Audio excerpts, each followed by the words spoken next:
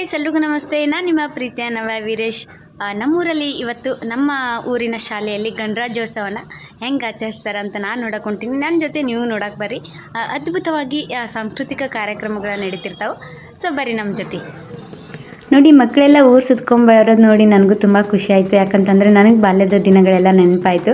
So ನಮ್ಮ ತಂದೆ ತಾಯಿ ಕೂಡ ಹೊರಗಡೆ ನಿಂತಿರೋದು ಕೂಡ ನನಗೆ ತುಂಬ ನೆನಪಾಯಿತು. ಎಲ್ಲ ತಂದೆ ತಾಯಿ ಮಕ್ಕಳು ಕೂಡ ನನ್ನ ಮಕ್ಕಳು ಬರ್ತಿರ್ತಾರೆ ಅಂತ ಸೊ ಹೊರಗಡೆ ನಿಂತು ಕಾಯ್ತಿರ್ತಾರೆ. ಸೊ ಆ ಖುಷಿ ನನಗೂ, ಆ ಬಾಲ್ಯದ ನೆನಪು ನನಗೂ ಏನೋ ಒಂಥರ ಖುಷಿ ಮೂಡಿಸ್ತು.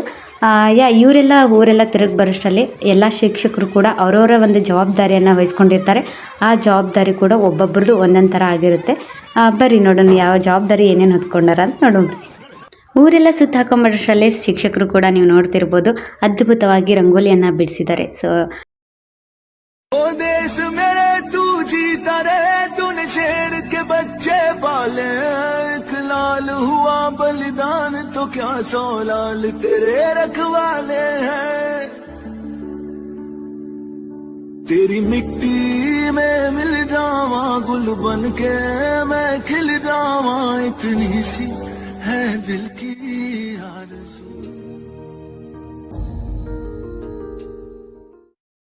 ಇನ್ನು ಭಾಷಣ ಎಲ್ಲ ಮುಗಿದ ತಕ್ಷಣ ಇನ್ನೇನು ಕೆಲವೇ ಕ್ಷಣಗಳಲ್ಲಿ ನೃತ್ಯಗಳು ಕೂಡ ಸ್ಟಾರ್ಟ್ ಆಗ್ತವೆ. ಆ್ಯಂಡ್ ನಾನು ನಮ್ಮ ತಮ್ಮಗೆ ಒಂದು ಭಾಷಣ ಬರ್ಕೊಟ್ಟಿದ್ದೆ. ಆ ಭಾಷಣ ದಯವಿಟ್ಟು ಆ ಭಾಷಣವನ್ನು ಕೇಳಿ. ಆ್ಯಂಡ್ ಇಷ್ಟ ಆದರೆ ಪ್ಲೀಸ್ ಕಮೆಂಟ್ ಮಾಡಿ. ಕಾಯಕ ದೊಡ್ಡದು, ಧರ್ಮ ದೊಡ್ಡದಲ್ಲ, ದಯೆ ದೊಡ್ಡದು, ಅರಿವು ದೊಡ್ಡದಲ್ಲ, ಆಚಾರ ದೊಡ್ಡದು, ಅಧಿಕಾರ ದೊಡ್ಡದಲ್ಲ, ಅಭಿಮಾನ ದೊಡ್ಡದು, ಹಣ ದೊಡ್ಡದಲ್ಲ, ಗುಣ ದೊಡ್ಡದು, ಆಸ್ತಿ ದೊಡ್ಡದಲ್ಲ, ಆರೋಗ್ಯ ದೊಡ್ಡದು, ವಿದ್ಯೆ ದೊಡ್ಡದಲ್ಲ, ಅನುಭವ ದೊಡ್ಡದು, ಮನೆ ದೊಡ್ಡದಲ್ಲ, ಮನ ದೊಡ್ಡದು ಎಂದು ಬಸವಣ್ಣವರ ಅತ್ಯುತ್ತಮ ವಚನವನ್ನು ಹೇಳುತ್ತಾ ವೇದಿಕೆ ಮುಂಭಾಗದಲ್ಲಿ ಮೆರೆದಿರುವಂತಹ ಪ್ರತಿಯೊಬ್ಬರಿಗೂ ಗಣರಾಜ್ಯೋತ್ಸವದ ಶುಭಾಶಯಗಳು. ಬಾನೆತ್ತರದಲ್ಲಿ ಹಾರುತ್ತಿರುವುದು ತಿರಂಗ ಧ್ವಜ, ಸಾರುತ್ತಿರುವುದು ಇಂದು ಗಣರಾಜ್ಯೋತ್ಸವ ಎಂದು ಪ್ರತಿಯೊಬ್ಬ ಭಾರತೀಯ ಮನೆಗಳಲ್ಲಿಯೂ ಸಂಭ್ರಮದ ಮಹೋತ್ಸವ.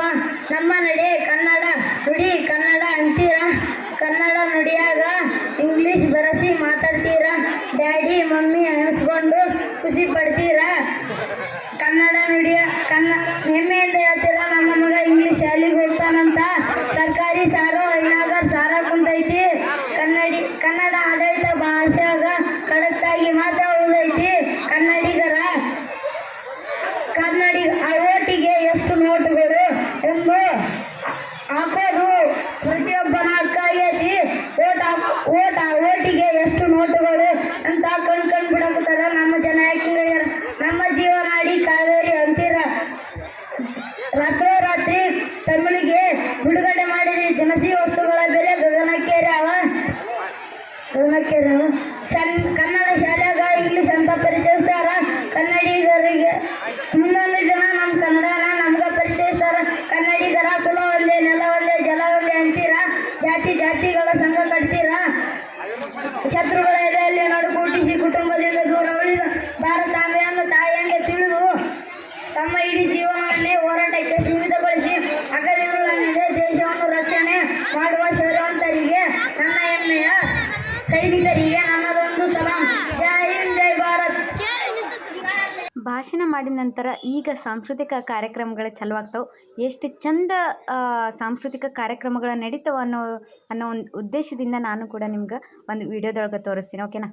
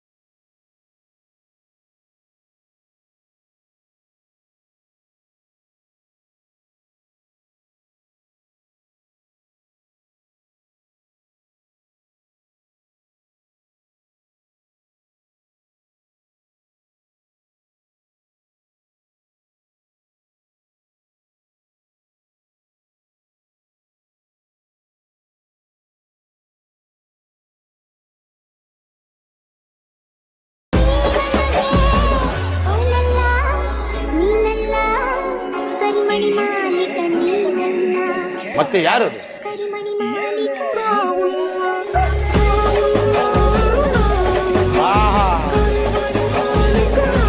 ಚಟಾಪಟ